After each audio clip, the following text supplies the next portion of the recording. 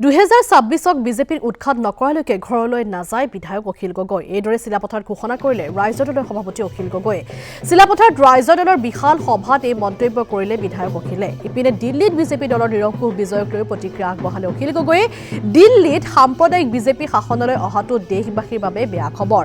মাজৰবাৰীত অনুষ্ঠিত হৈছে ৰাইজৰ দলৰ ভাষিক সংখ্যালঘু কোষৰ সভাখন আৰু কোষৰ সভাপতি ৰঞ্জিত ৰায়ে আধৰা সভাত উপস্থিত হৈ এনেদৰে মন্তব্য কৰিলে বিধায়ক অখিল গগৈ।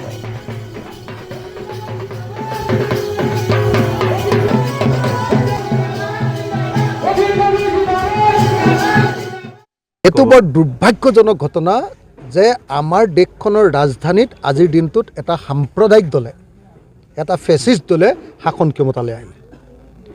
বিজেপি দিল্লীত শাসনলৈ অহাটো বৰ বেয়া খবৰ, কাৰণ দেশৰ যিকোনো ঠাইৰ পৰা মানুহ গ'লে এতিয়া সেই মানুহবিলাকৰ ওপৰত বিভিন্ন ধৰণৰ তেওঁলোকে অত্যাচাৰ কৰিব, ক'ৰবাত কেছ লগাব, ক'ৰবাত বিজেপি চৰকাৰটোতো জানে আল্টু ফাল্টু চৰকাৰ, এইটো এটা পৃথিৱীৰ 2 নম্বৰী চৰকাৰ।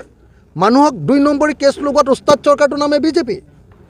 এতিয়া দিল্লীত যেতিয়া অসমীয়া মানুহ এটাও যাব, বিৰোধী মানুহ এটাই, মানুহটো ভয়ে ভয়ে থাকিব লাগিব। কিন্তু অৰবিন্দ কেজৰিৱাল থাকোঁতেতো সেইটো হোৱা নাছিলে অন্ততঃ। গতিকে মই ভাবোঁ যে আজিৰ দিনটোত বিজেপি জিকাটো আমাৰ দেশৰ কাৰণে বেয়া খবৰ। চিচিবৰগাঁও সমষ্টি নেৰো, চিচিবৰগাঁও সমষ্টিত আমি একদম গ্ৰাছৰুটত কাম কৰি আছোঁ। চিচিবৰগাঁও আমি সমষ্টিত খেলিমেই, দৰকাৰ হ'লে বন্ধুত্বপূৰ্ণ খেলিম, কিন্তু চিচিবৰগাঁও সমষ্টিটো কেতিয়াও এইবাৰ ৰাইজৰ দলে এৰি নিদিয়ে। মই সেইকাৰণে চিচিবৰগাঁও সমষ্টিৰ ৰাইজক সকলোকে অনুৰোধ জনাইছোঁ, আহক এইবাৰ ৰাইজৰ দলক ভোট দিয়ক। মই চিচিবৰগাঁৱৰ মানুহক বহুত মানুহক আমি মাটিৰ পট্টা দিয়াই থৈছোঁ। 2026ক বিজেপিৰ উৎখাত নকৰালৈকে ঘৰলৈ নাযায় বিধায়ক অখিল গগৈ। এইদৰে চিলাপথাৰত ঘোষণা কৰিলে ৰাইজৰ দলৰ সভাপতি অখিল গগৈয়ে।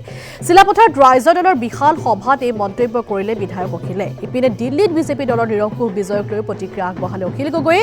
দিল্লীত সাম্প্ৰদায়িক বিজেপি শাসনলৈ অহাটো দেশবাসীৰ বাবে বেয়া খবৰ।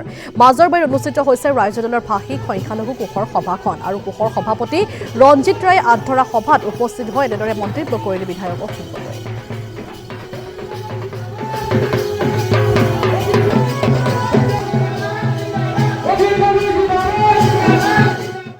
এটো বৰ দুৰ্ভাগ্যজনক ঘটনা যে আমাৰ দেশখনৰ ৰাজধানীত আজিৰ দিনটোত এটা সাম্প্ৰদায়িক দলে এটা ফেচিষ্ট দলে শাসন ক্ষমতালৈ আহিলে।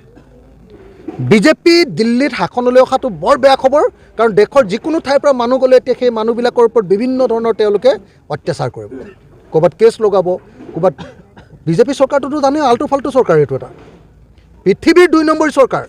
মানুহক 2 নম্বৰী কেছ লগোৱাত উস্তাদ চৰকাৰটোৰ নামে বিজেপি। এতিয়া দিল্লীত যেতিয়া অসমীয়া মানুহ এটাও যাব, বিৰোধী মানুহ এটাই, মানুহটো ভয়ে ভয়ে থাকিব লাগিব। কিন্তু অৰবিন্দ কেজৰিৱাল থাকোঁতেতো সেইটো হোৱা নাছিলে অন্ততঃ।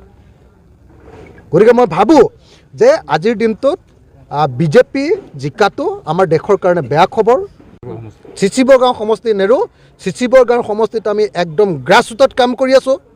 চিচিবৰগাঁও আমি সমষ্টিত খেলিমেই, দৰকাৰ হ'লে বন্ধুত্বপূৰ্ণ খেলিম, কিন্তু চিচিবৰগাঁও সমষ্টিটো কেতিয়াও এইবাৰ ৰাইজৰ দলে এৰি নিদিয়ে। মই সেইকাৰণে চিচিবৰগাঁও সমষ্টিৰ ৰাইজক সকলোকে অনুৰোধ জনাইছোঁ, আহক এইবাৰ ৰাইজৰ দলক ভোট দিয়ক। মই চিচিবৰগাঁৱৰ মানুহক বহুত মানুহক আমি মাটিৰ পট্টা দিয়াই থৈছোঁ।